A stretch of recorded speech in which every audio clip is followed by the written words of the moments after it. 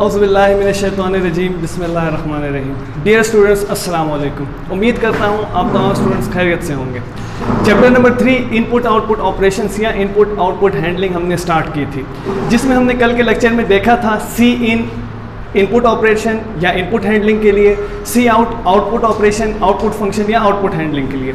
आज हम दो फंक्शंस और पढ़ेंगे, एक गेट सी एच और दूसरा गेट सी एच ई का फंक्शन। ये क्यों यूज़ होते हैं? बेसिकली ये दोनों फंक्शन भी इनपुट फंक्शन ही हैं। अब अगेन आपको दोबारा से याद कराऊं, अगर आपने पीछे के टॉपिक्स नहीं पढ़े आपको ये समझ नहीं आएगा, तो बेहतर ये है कि बजाय आप डायरेक्ट ये वाला लेक्चर लें, उससे पहले आप पीछे के टॉपिक्स अपने क्लियर करें, फिर आगे इस लेक्चर पे हैं। अगर आपको याद हो सी इन के हम जो हमारे पास इनपुट का सिंटैक्स था सी इन का, उसमें हमने क्या कहा था? सी इन ग्रेटर देन का साइन और उसके बाद वेरिएबल।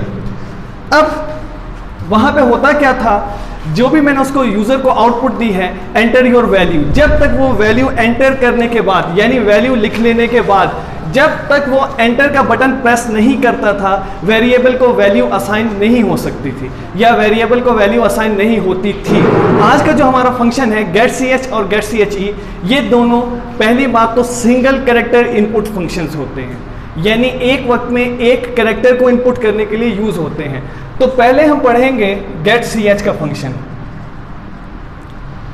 सबसे पहले प्रोग्रामिंग के अंदर हमें क्या करना पड़ता है? सिंटैक्स। तो गेट सी एच का सिंटैक्स क्या है?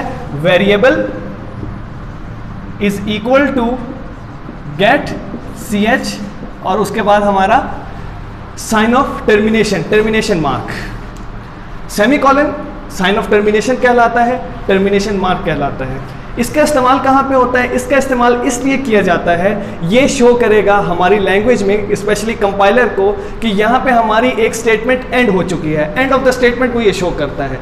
एंड ऑफ द स्टेटमेंट के लिए ये सेमीकोलन का साइन यूज़ किया जाता है और इसे साइन ऑफ टर्मिनेशन कहते हैं। टर्मिनेशन किसी चीज़ को ख़त्म करना, तो हमारी जहाँ स्टेटमेंट ख़त्म हो वहाँ हम साइन ऑफ टर्मिनेशन लगाएंगे। याद रखें कि प्रोग्रामिंग के अंदर बिल्कुल ज़रूरी नहीं है कि मैं हर स्टेटमेंट को नेक्स्ट लाइन पे लिखूँ। हम हर स्टेटमेंट नेक्स्ट लाइन पे अपनी आसानी के लिए लिखते हैं। कंपाइलर ने सिंटैक्स को रीड करना होता है और अगर मैं अपना पूरा का पूरा कोड एक लाइन पे ही लिख लूँ कोई मसला नहीं है, कंपाइलर ने हमेशा सिंटैक्स को रीड करना है। हम नेक्स्ट लाइन में क्यों लिखेंगे? ताकि आसानी से प्रोग्राम हमारा रीडेबल हो और एग्जामिनर जब पेपर चेक करे तो उसको हर चीज़ यहाँ पे समझ आ जाए। अब जैसे मैंने आपको बताया सी इन का सिंटैक्स के, सी इन में हो क्या रहा है, यूज़र अपना पहले डेटा टाइप करेगा और उसके बाद एंटर का बटन प्रेस करेगा।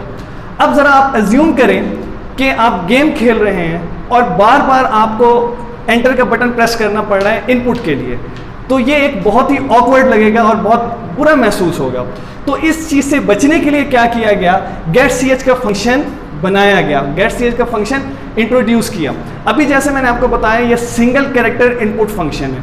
आपने एक बात याद रखनी है कि ये फंक्शन जब भी हम यूज़ करेंगे, एक तो मैंने आपको सिंटैक्स बता दिया, दूसरा अब ये पॉइंट आपने जहन में भी रखना है, जब भी हम इस फंक्शन को यूज़ करेंगे तो ये फंक्शन ऑटोमेटिकली एंटर अज्यूम कर लेगा और विदाउट प्रेसिंग एंटर यूज़र ने जो चीज़ भी एंटर की वो उस वेरिएबल में सेव हो जाएगी। फॉर एग्जांपल मैंने वेरिएबल का नाम रखा a और मैंने आगे रखा फंक्शन अपना गेट सी एच, यानी गेट सी एच के फंक्शन को यूज़ करके मैं अपने वेरिएबल a को वैल्यू असाइन कर रहा हूँ। तो क्या होगा, जब भी हमारा प्रोग्राम चला यूजर ने जो चीज भी एंटर की, एंटर से मुराद यहाँ पे टाइप किया, विदाउट प्रेसिंग एंटर वो इस वेरिएबल में डेटा सेव हो जाएगा। गेट सी एच अगर हम इसे देखें तो गेट के लिए यूज हो गया और सी एच यहाँ पे यूज होगा कैरेक्टर के लिए। तो अगर मैं इसकी फुल फॉर्म बनाऊं तो गेट कैरेक्टर का ये फंक्शन है। ये कौन सा फंक्शन है?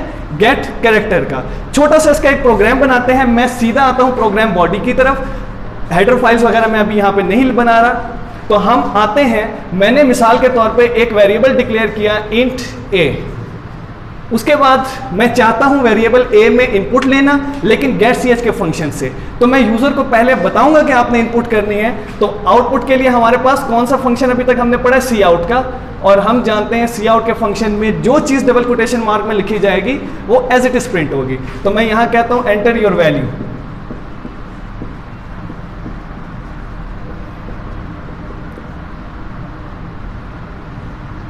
इसके बाद क्योंकि मैं गेट सी एच के फंक्शन से इनपुट लेना चाह रहा हूं, तो गेट सी एच का सिंटैक्स क्या है? सबसे पहले नेम ऑफ वेरिएबल और उसके बाद गेट सी एच। ये फॉर एग्जांपल मेरा प्रोग्राम खत्म हो गया। अब जब हम इसकी आउटपुट पे आते हैं तो आउटपुट पे क्या आएगा?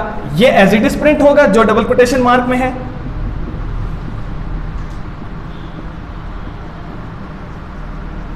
इसके बाद यूजर इस जगह पे जो भी टाइप करेगा, क्योंकि हमें नहीं पता यूजर क्या टाइप करेगा, जो भी यूजर टाइप करेगा वो वेरिएबल ए में उसकी वैल्यू आ जाएगी।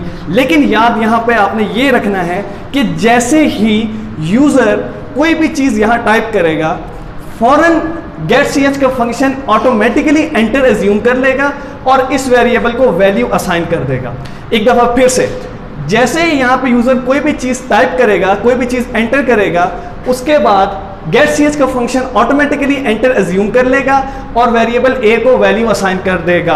अब यहां पे मेरा आपसे क्वेश्चन है जो नेक्स्ट लेक्चर में इंशाल्लाह मैं आपसे पूछूंगा कि मिसाल के तौर पे यहां पे यूजर 100 टाइप करना चाहता है या उसने 100 टाइप किया, तो आउटपुट पे ए की वैल्यू हमारे पास क्या आएगी? इस चीज का मुझे आपने जवाब देना है।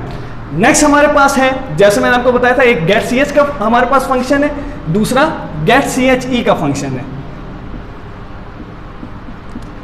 दोनों सिंगल कैरेक्टर इनपुट फंक्शन है, कोई इसके लिए ज्यादा इसमें चेंजिंग नहीं है। जिस तरह वहां पे गेट कैरेक्टर था, यहां पे गेट कैरेक्टर के बाद ई है, ई का मतलब होता है इको। सिंटैक्स की बात करें तो इसका सिंटैक्स भी सेम है, वेरिएबल इज इक्वल टू आगे गेट सी एच ई।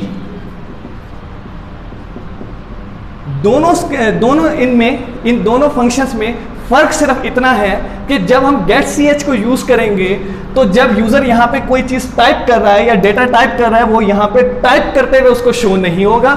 जबकि जब हम गेट सी एच ई का फंक्शन यूज करेंगे तो यूजर यहां पे जो चीज भी टाइप कर रहा है वो टाइप करते हुए भी आउटपुट में स्क्रीन पे प्रिंट होगा, शो होगा। अब यहां पे जैसे यूजर ने, मैंने आपको एक असाइनमेंट दी कि यूजर फॉर एग्जांपल 100 एंटर करना चाहता है, उसने 100 लिखा, तो अब मुझे आपने बताना है ए की आउटपुट क्या होगी। अब यहां पे बेसिकली मैंने ए की आउटपुट नहीं बनाई, तो मैं यहां आउटपुट बनाता हूं सी आउट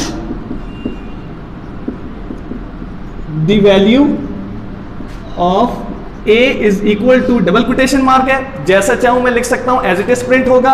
उसके बाद विदाउट डबल कोटेशन मार्क जो चीज लिखूंगा उसकी वैल्यू प्रिंट होगी। जाहिर बात है अब यहां पे उसकी वैल्यू आएगी। तो आपने बताना है यहां पे ए की वैल्यू क्या आई। अभी मैंने आपको फर्क जो बता रहा था, गेट सी एच, यहां पे यूजर ने जो भी टाइप किया कोई चीज टाइप होते हुए नजर नहीं आएगी। और अगर गेट सी एच की जगह गेट सी एच ई का फंक्शन यूज किया जाए, यानी यहां पर गेट सी एच ई में यूज करूं, तो अब यहां पे यूजर जो भी टाइप करेगा वो टाइप करते हुए भी शो होगा। तो उम्मीद है आपको ये लेक्चर समझ आया होगा। इंशाल्लाह आपसे नेक्स्ट लेक्चर में मुलाकात होती है, तब तक के लिए अल्लाह हाफिज।